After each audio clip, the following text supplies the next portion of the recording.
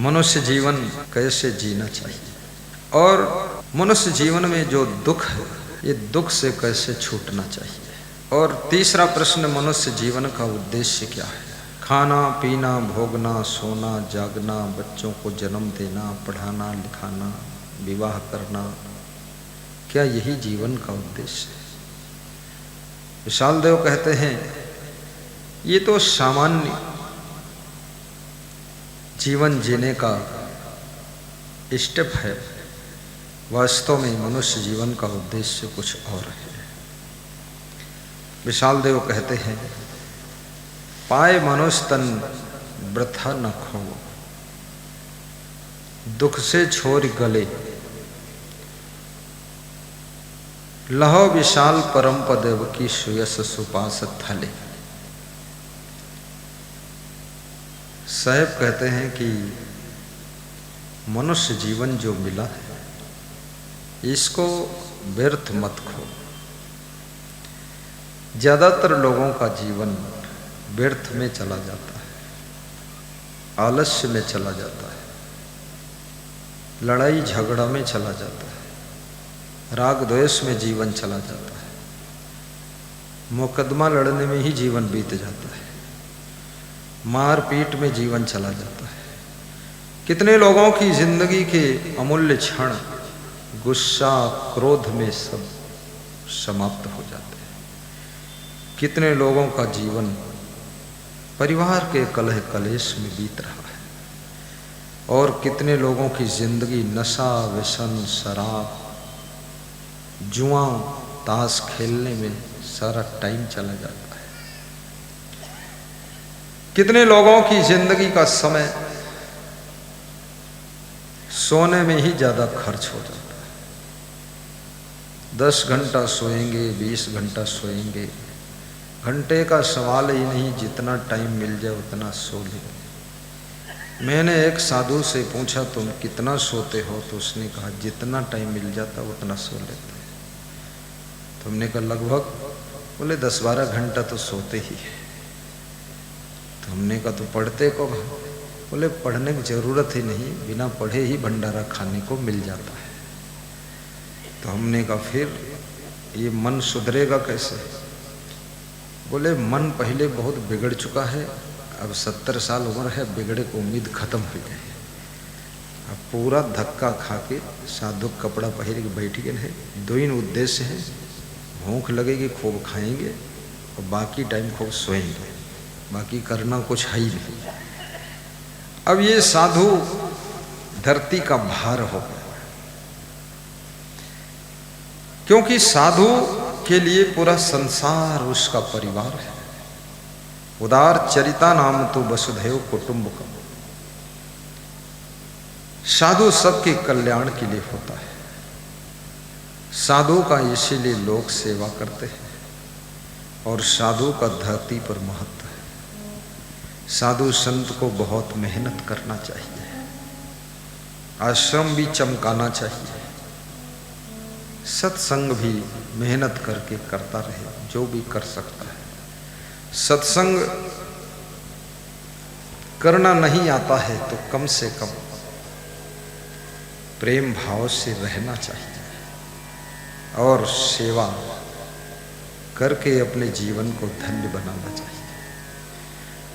सेवा, सत्संग, सुमिरन और ध्यान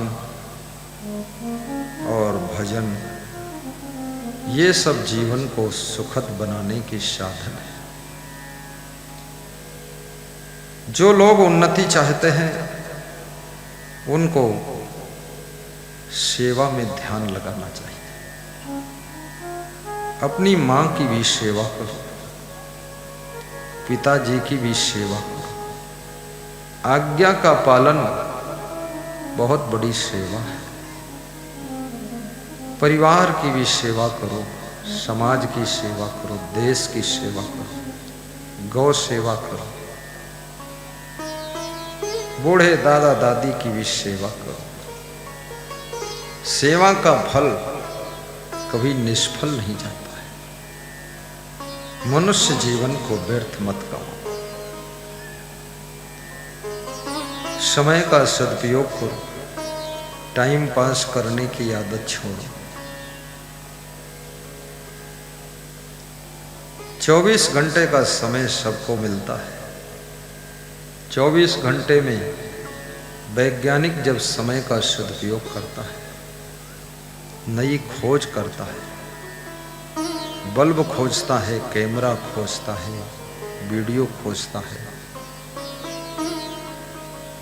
हवाई जहाज की खोज करता है, मोबाइल की खोज करता है, चंद्रयान की खोज करता है, वो भी आपके जैसा इंसान है। 24 घंटे का सदुपयोग करके एक नेता मुख्यमंत्री, प्रधानमंत्री, विधायक, सांसद बनता है।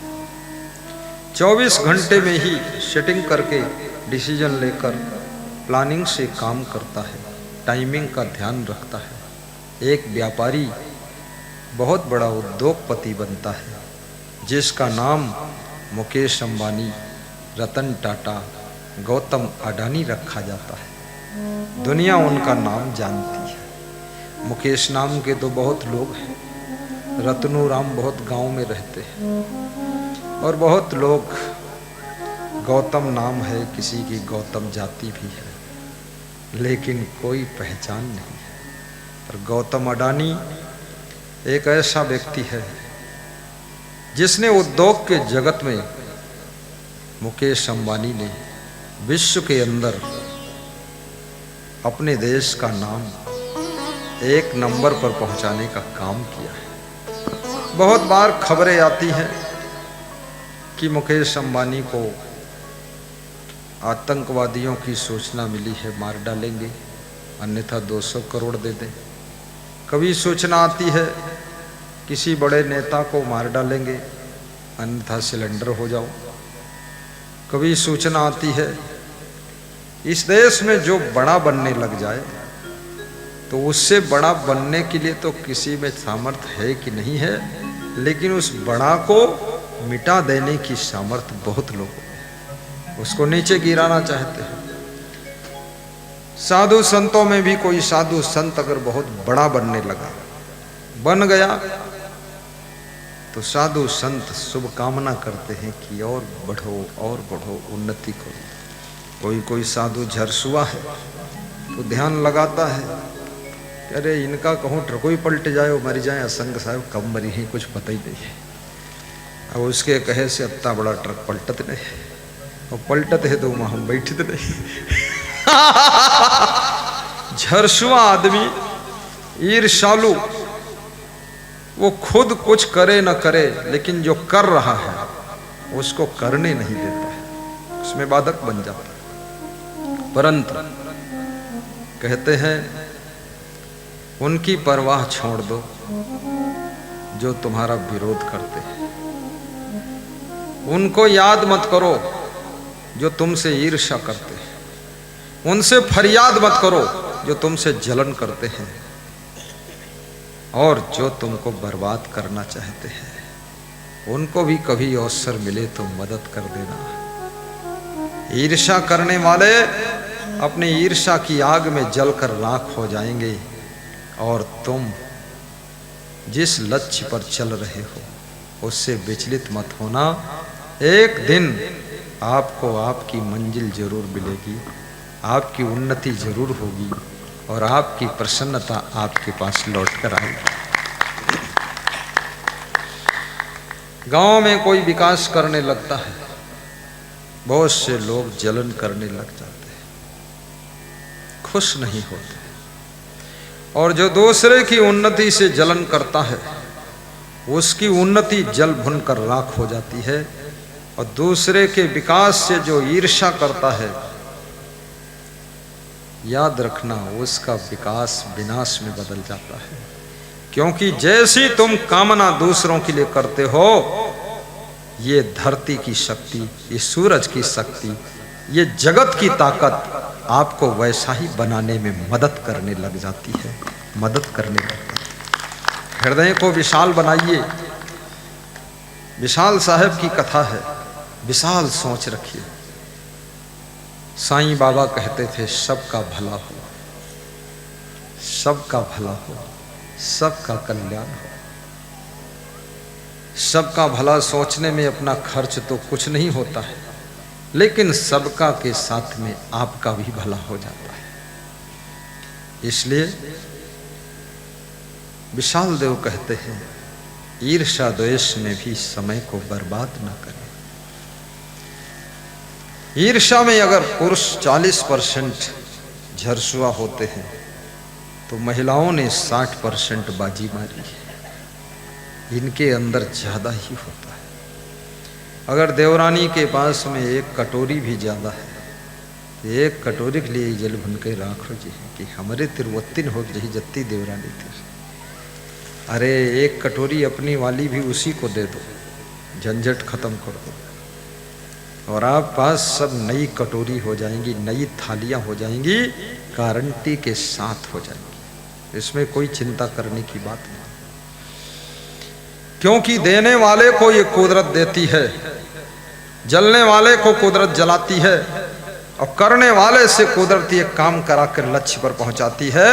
और याद रखना, जो सब के लिए शुभ कामना सोचता है उसके लिए ये कुदरत मदद करने के लिए खड़ी हो जाती है। बिगड़े हुए काम भी बनने लग जाते हैं। जोर से ताली बजाया करो। भक्ति में बड़ी शक्ति होती है, इस बात को कभी भूलना मत। सीतापुर जिले में एक माता जी रहती है, उसने 8-10 मेरे प्रोग्राम करवाए, 10-12 बार पधरौनी करवाया। अकेली वह खड़ी हो जाती है। उनके पति देव थे, तब तक वो भी साथ में। पति देव नहीं रहे तो भी वो उस भक्ति के प्रभाव से उनका परिवार थोड़ा कमजोर था। उनका बेटा शिक्षक बन गया, बेटे का बेटा MBBS डॉक्टर बन गया, पोती इंजीनियर बन गई, सब बनते ही जा रहे हैं। तो हमने कहा माता जी ये तुम्हारे भक्ति के पुण्य से ही हो रहा है और कोई नहीं कर रहा है। तुम्हारी भक्ति ये सब खेल रच रही है। उस माँ का नाम श्रीमती सुशीला देवी उर्फ मास्टराइन, निवासी महमूदाबाद अवध, ये पास में खड़ी है। आप दर्शन भी कर सकते हैं, ताली बजा सकते हैं। ये जीता जागता उदाहरण है। बहुत बड़ी श्रद्धा है, मन होता हर साल प्रोग्राम करूं, क्षमता नहीं है पर फिर भी मन मानता नहीं है। कहती हैं पधरौनी तो कर ही तो।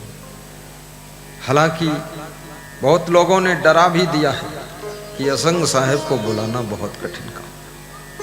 कितने लोग कहते अरे उनको बुलाई हो, जमीन जगह बिक जाई, घर बकरी बिक जाई, काहे बर्बाद हो गया। ऐसा डरा दिया लोगों ने। झूठे लोग, बैठो माता जी, झूठ बोल बोल कर डरा दिया। आज तक जितने लोगों ने प्रोग्राम मेरा किया है और जमीन खरीदा है, मकान बनाया है, किसी की जमीन बिकी ही नहीं है।